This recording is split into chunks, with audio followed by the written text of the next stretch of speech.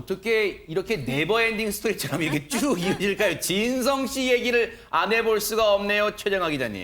네, 진성 씨 정말 지금은 남부럽지 않은 트로트의 왕자, 그리고 왕자라고 하기엔 황제가 맞죠? 네, 트로트의 황제, 그리고 네. 행사의 왕으로 불리고 있는 분인데요. 네. 사실 진성 씨의 어린 때 삶은 정말 기구함의 연속이었습니다. 아, 그래요? 일단 네. 초등학교 같은 경우도 1에서 4학년까지는 다니지 못하고 바로 4학년에서 6학년, 요 2년 남짓 정도 다녔었고 아이고. 중고등학교도 뭐 제대로 다니지 못했다라고 이야기를 해요. 근데 그 이유가 어린 시절에 부모님이 가정 불화를 겪어서 이제 부모님들이 두 분 다 집을 나가신 거예요. 아이고. 근데 정말 고아가 됐을 때 나이가 3살밖에 되지 않았을 때라고 아이고. 합니다. 그래서 친척집을 전전하면서 살게 됐는데 11살까지 남의 집에서 주는 감자 그리고 고구마를 뭐 한두 개 정도 얻어먹으면서 컸다. 아이고. 근데 이렇게 삶을 지탱하다 보니까 이때 그 시기가 내 인생에서 가장 슬프고 가장 힘들었던 시기다라고 기억을 했습니다. 아유.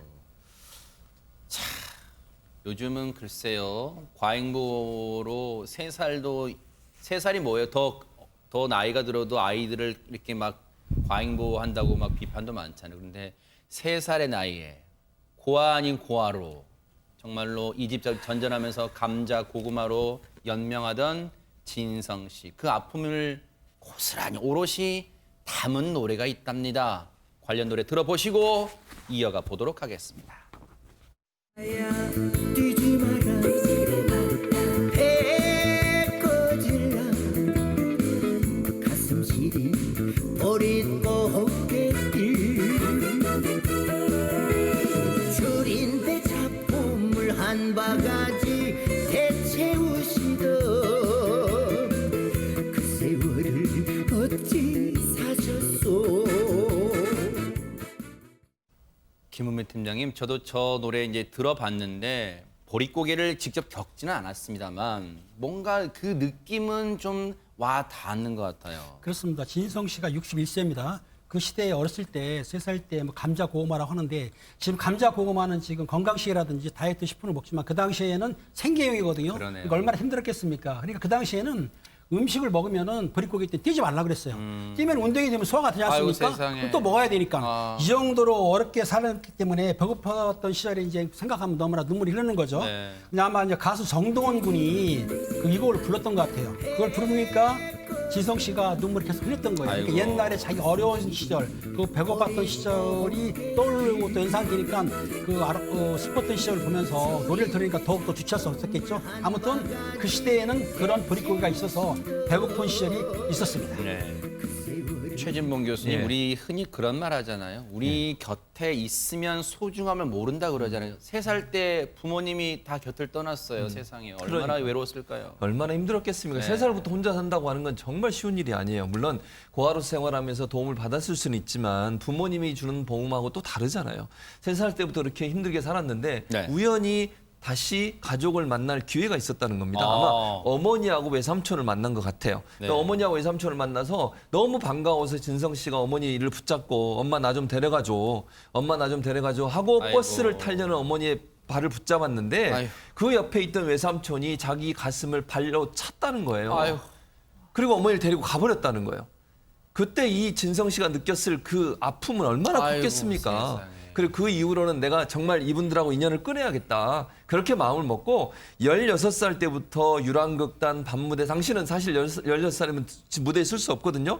나이를 속여가면서 먹고 살기 위해서 16살 때부터 유랑극단이나 아유. 밤무대 활동을 하면서 지금까지 버텨왔다고 하니까 그 아픈 시절, 그 어린 시절에 당했을 그 아픔과 고통을 생각하면요.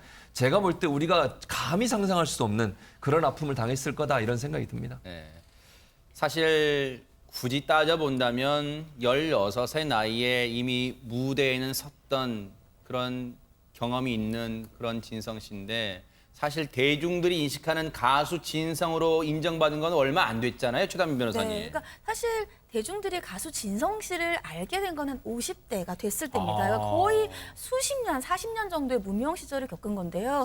세상에. 10대에서 20대, 그러니까 16살에서 17살 때 되기까지는 10년 이상 노래를 부르기는 했는데 본인의 노래가 아니라 다른 사람, 다른 가수의 노래를 불렀다. 그리고 나서 처음으로 자신의 노래를 데뷔를 한 게 30대였는데요. 그때가 93년이었고요. 님의 등불이라는 노래로 정식으로 데뷔를 했지만 그때에도 주목을 못 받았던 거예요. 아하. 지금 우리가 알고 있는 진성 씨로서 주목받게 된 것은 50대가 됐던 이때 안동역에서 이렇게 태클을 걸지만 이 노래로 큰 인기를 얻게 된 건데 사실 40년 넘게 무명을 겪었으니까 얼마나 힘드셨겠어요. 근데 정말 포기를 할까 아니면 조그만 사업이라도 해볼까 했는데 그런 생각을 했던 게 돈에는 본인에게는 큰 의미가 없었는데 그렇게 긴 시간 동안 히트곡 하나 내지 못했던 본인이 너무 힘들었다고 합니다. 40년 가까이 무명생활, 강산이 4번 변하는 긴 시간입니다. 그 무명생활을 어떻게 견뎠을까요? 진성 씨 본인 얘기 들어보시고 이어가 보도록 하겠습니다.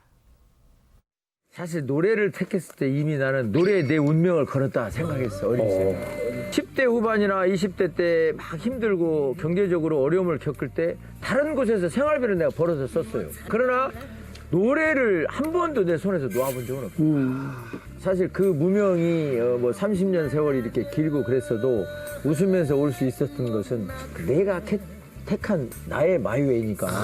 내가 선택했고 노래를. 나의 길이니까. 그래, 내 길은 내 길에게 융단을 깔 사람은 바로 나밖에 없다 이거지. 일단 의식주는 해결을 해야 되니까 사실 다른 곳에서 돈벌이를 했어요. 김밥 장사, 노점, 과일 장사. 사실 안 해본 게 거의 없어요. 리어카를 끌고 행상을 하면서 일부러 메가폰을 가지고 다녔어요. 자, 과일이 왔어요. 과일이 왔어요. 과일이 왔어요. 네, 저렇게 또 자신의 그 힘들었던 과거를 또 이렇게 유머러스하게, 유머 있게 또 승화했습니다. 그런데 지금 저렇게 모진 풍파를 겪고 어느덧 지금 환갑이 됐습니까? 최정화 기자님 어떻습니까? 네, 그렇습니다. 진성 씨 이렇게 힘든 시간을 겪어온 덕분에 어떻게 보면 지금 어른들의 아이돌로 불리고 있기도 한데요. 네. 안동역에서 그리고 태클이 걸지 마라는 곡을 통해서 정말 대세로 등극을 하게 됩니다. 네. 진성 씨가 이렇게 이야기를 하는데요. 사실 무명 시간이 너무나 길었기 때문에 웬만하게 고생을 해도 이게 힘들다라는 생각을 잘 하지 않는다라고 해요. 뭐 이게 고생인가라고 하면서 무심하게 그 힘든 시간을 넘어갈 수가 있었는데 그게 나의 가장 큰 장점이다라고 얘기를 하고요. 또 그 덕분에 트로트 막차에서 가장 성공한 가수가 될 수 있었던 것 같다라고 이야기를 합니다. 네, 정말 인생의 후반부에 맞은 늦깎이 전성기, 그 전성기라고 칭하게 만들어준 노래를 들어보고 이어가 보도록 하겠습니다. 어떻게 살았냐고 묻지를 마라. 이리저리 살았을 거라 착각도 마라. 그래 한때 삶의 무게 견디지 못해 힘든 세월 방황 속에 청춘을 묻었다. 절없는 세월 밭에서 뭘 해. 되돌릴 수 없는 인생인 것을 지금부터 뛰어 앞만 보고 뛰어 내 인생에 태클을 걸지 마. 새벽부터 오는 눈이 우같이 오는데 안 오는 건지 못 오는 건지 오지 않는 사람은 안타까운 내 마음만 놓고 녹는다. 기적 소리 끊어진 밤에 최진봉 교수님, 사실 네. 이 두 노래는 굳이 뭐 앨범을 사거나 그러지 않아도 요즘 뭐 라디오나 또는 휴게소에 잠깐 들러도 저 노래 딱 나오고 그러잖아요. 그럼요. 네. 정말 진성 씨의 인생을 180도 바꾸는 인생곡이라고 할 수 있을 것 같습니다. 두 곡이. 근데 이 두 곡 다 사실은 사연이 있습니다. 그래요? 첫째 안동역 같은 경우에 잘 아시는 것처럼 인생곡이라고 불릴 만큼 정말 모든 국민의 온 국민의 사랑을 받고 있는데 안동역이 원래 발표된 건 2008년도에 첫 번째로 발표가 됐어요. 근데 그 당시에는 주목을 전혀 받지 못하고 그냥 묻혀 있었던 곡인데 2014년도에 복고가 유행이 되면서 복고풍 리듬으로 편곡을 해서 다시 발표를 했는데 엄청난 대박을 터뜨린 거죠. 네. 그래서 지금 안동역 인근에 안동역 노래비가 세워질 정도로 아하. 그렇게 인기를 얻고 있는 상황이고요. 그다음에 태클 걸지만 이 노래 같은 경우에는 아버지 산소에서 아버지 성묘를 갔다가 5분 만에 작사 작곡을 했다고 합니다. 네. 그때 이 진성 씨가 했던 말이 있어요. 뭐라고 했냐면 이 아버지가 마치 본인이 이걸 곡을 갑자기 영감이 떠올라서 썼는데 그 당시 아버지가 태클을 거는 사람이 있으면 이 애비가 다 막아줄 테니까 마음껏 날개를 펴라. 이런 얘기를 하시는 것 같았다고 합니다. 네. 그래서 내 생각을 해도 이제 진성 씨 말이에요. 내가 생각해도 저 곡을 쓰기에 참 대견하다. 아버지의 도움이 있었다라고 얘기할 정도로 의미 있는 곡이었습니다. 네. 박성배 변호사님, 저 두 곡을 합쳐서 뭔가 문장을 만들어 본다면 안동역에 도착한 진성 씨의 인생에 태클을 걸지 마 이렇게 요약이 됩니까? 그런데 태클이 들어옵니다. 아하. 마침내 큰 사랑을 받게 됐는데 이번에는 건강 이상이 찾아옵니다. 어이구.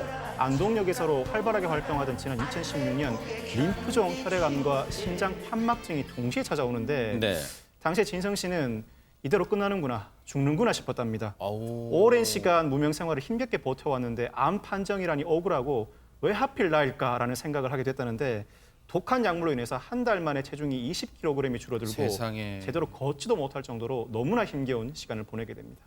최단비 변호사님, 지금의 모습과 보면 전혀 상상이 안 되는 모습, 병상의 모습인데 어떻게 극복해냈을까요? 네, 그 진성 씨 같은 경우는 암 선고를 받고 나서 3년이 지난 후에 다시 무대에 서게 됐는데 진성 씨는 본인이 이렇게 다시 무대에 서게 된 이유가 뭐 자신을 살리고자 건강한 먹거리를 신경 써준 아내의 극진한 사랑 덕이다 이렇게 평가를 합니다. 아하. 진성 씨는 굉장히 늦은 나이죠. 49살에 결혼을 했는데 모든 것을 포기할까라도 생각을 했지만 아내가 극진히 본인을 지켜줬다라고 하면서 아내는 나만을 바라보고 살아온 사람이기 때문에 아내 덕분에 여기까지 왔고 아내를 생각하면 고마운 마음만 드는 사람이라고 얘기를 하고 있습니다.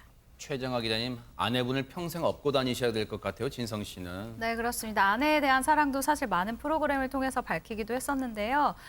굉장히 좀 진성 씨가 성격이 좀 밝고 좀 재밌는 분이에요. 그래서 농담처럼 어떻게 이야기를 하냐면 몰랐는데 우리 아내가 이제 자주 가던 식당에 이제 단골 그 식당 주인분이랑 친구여서 소개팅을 주선해서 만나게 그래요? 됐는데 알고 보니까 부자더라라고 이야기를 하는 거예요.